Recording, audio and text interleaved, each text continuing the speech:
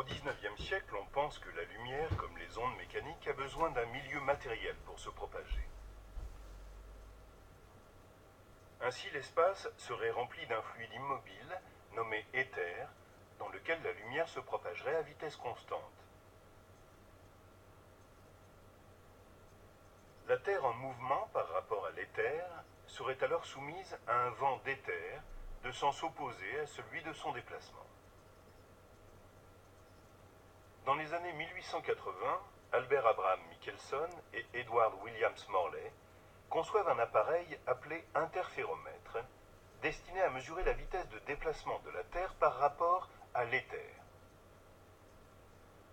Ce dispositif consiste à séparer un faisceau lumineux monochromatique en deux faisceaux se propageant dans deux directions perpendiculaires afin d'observer leurs interférences dans un détecteur.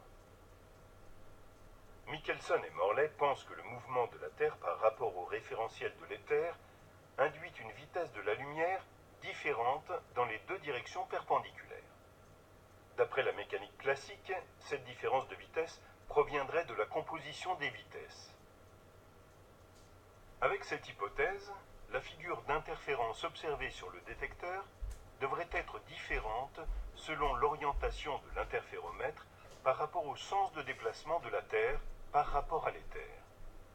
Car toujours d'après cette hypothèse, le décalage entre les faisceaux qui interfèrent dépendrait des interactions avec le vent d'éther. Or, ce n'est pas ce qui est observé. Quelle que soit l'orientation du dispositif, la figure d'interférence reste la même aux incertitudes de mesure près.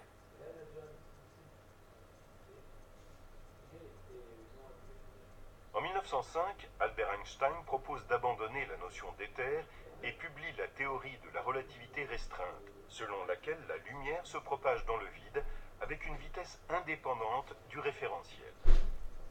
L'expérience de Michelson et Morley n'a pas démontré l'existence de l'éther. Elle est compatible avec la relativité restreinte d'Einstein.